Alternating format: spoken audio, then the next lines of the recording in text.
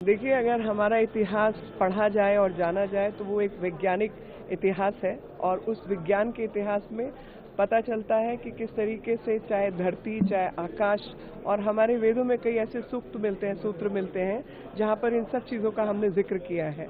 और उसको बड़ा साइंटिफिकली कि पृथ्वी सूरज से कितनी दूर है, सूरज से चंद्रमा कितनी दूर है, चंद्रमा पृथ्वी से कितनी दूर है, हमारी पृथ्वी की सरकमफ्रेंस कितनी है, पाई की वैल्यू कितनी है। जब लोगों को पाई शायद पता भी नहीं था तो हम पाई जानते थे। एल्गोरिदम्स क्या है, ट्रिग्नोमेट्री कहाँ से आई। तो भारत का एक बहुत बड़ा काम रहा है और उसी में मैं आज बैठ के सोच रही थी कि हमारे इतिहास कहें, धर्म कहें, ग्रंथ कहें, उसमें भी त्रिशंकु की बात होती है कि जो स्पेस में लटका हुआ था। तो त्रिशंकु की अगर बात होती है तो हम ये कहीं ना कहीं जानते थे कि एस्केप वेलोसिटी होती है। उस वेलोसिटी को अगर कोई पार कर ले तो वो धरती के मतलब वो भूमंडल से दूर हटकर ब्रह्मांड की ओर चला जाएगा और ब्रह्मांड और भूमंडल के बीच में जो ग्रेविटेशनल पुल है जो उसको धरती की तरफ आकर्षित करता है वो इतने डिस्टेंस पर है। तो प्रसन्नता होती है कि हम ऐसे वैज्ञानिकों की संतान हैं जिन्होंने इतना बड़ा विज्ञान पूरे विश्व को दिया। लेकिन बीच में हमारा इतिहास कुछ चीज़ें जो रहीं वो मुझे दोहराने की आवश्यकता नहीं है, लेकिन आज भारत ने फिर अपने कदम ब्रह्मांड की ओर बढ़ाए हैं और भूमंडल से ब्रह्मांड की जो यात्रा है उस यात्रा के अंदर चाहे वो मंगलयान है, चाहे वो शुक्रयान है,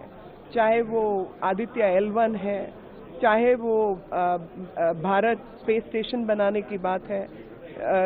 चाहे शुक्रयान की बात है, चंद्रयान 3 के बाद चंद्रयान 4 की बात है, स्पेस में भारतीय एस्ट्रोनॉट को ले जाने की बात है। ये सब काम जो संभव हुआ उसमें कहीं ना कहीं एक सरकारी तौर पे सक्रियता रही और जितने हमारे रिसोर्सेज थे इसकी तरफ भी बढ़ाए गए। आज भी इस विषय पर बहुत अधिक काम की आवश्यकता है, लेकिन भारत ने अपने हुनर को, वैज्ञानिक हुनर को पूरी दुनिया को दिखाया है और जब भारत बेहतर करता है तो पूरी दुनिया की बेहतरी होती है। तो हम एक इकलौता ग्लोबल साउथ के ऐसे देश होंगे जो कि इस हाई टेबल पर बैठना चाहिए और अगर हम वहाँ पहुँचते हैं, हम उस जगह पहुँचते हैं और यूनाइटेड नेशंस की जो आउटर स्पेस ट्रीटी वगैरह जो कमेटी है उसमें हम बैठते हैं, पॉलिसी मेकिंग में हमारा रोल होता है, तो उससे पूरे विश्व को फ़ायदा मिलेगा, सिर्फ भारत को नहीं। भारत को तो मिलेगा ही, लेकिन वो पॉलिसी पर्सपेक्टिव जो भारत दे सकता है वो शायद कोई और देश नहीं दे सकता, क्योंकि अब तक जिन भी लोगों ने, जिन भी देश ने इस स्पेस के हिस्से को डोमिनेट किया है वो सब तो ग्लोबल नॉर्थ वाले हैं, वो तो सब अमीर देश रहे। हम लोग अमीर ना रहते हुए भी वैज्ञानिक मानसिकता वाले एक ऐसे देश रहे जिन्होंने कम रिसोर्सेज के साथ इतना बड़ी उपलब्धि प्राप्त की है जो कि कोई आसान नहीं है। और इसलिए मैं आज के जो हमारा स्टार्टअप इकोसिस्टम है और सरकार ने आउटर स्पेस से रिलेटेड इन एजेंसीज को, स्पेस को खोलने का प्रयास जो किया है उसके लिए मैं सरकार का धन्यवाद देना चाहती हूँ और इस एजेंसी का कि उन्होंने सब एसोसिएशंस को, प्राइवेट बॉडीज़ को इकट्ठा करके यहाँ लाए हैं, उनका धन्यवाद देना चाहती हूँ। और मुझे मालूम है कि इस रास्ते में हमारी जो छलांग है वो ब्रह्मांड की तक पहुँचेगी। आपने कहा था कि डिप्लोमेसी और जलवायु को लेकर के सबको एक साथ आके काम करना है। जी, देखिए,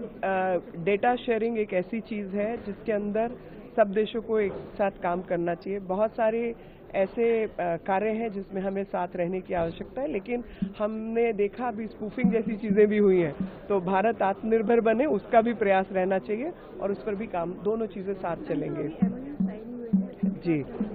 देखिए, जितने MOU साइन हुए उसमें कोऑपरेशन की बात हुई है। हम आइसोलेशनिस्ट अप्रोच नहीं रख सकते स्पेस के अंदर, हमें टेक्नोलॉजी पे भी काम करना है, हमें दूसरों को मदद भी करनी है और दूसरों से मदद भी लेनी है। इसलिए सब मिलजुल कर आगे बढ़ेंगे, लेकिन साथ में अपने जो हित हैं उनका भी ध्यान रखना है।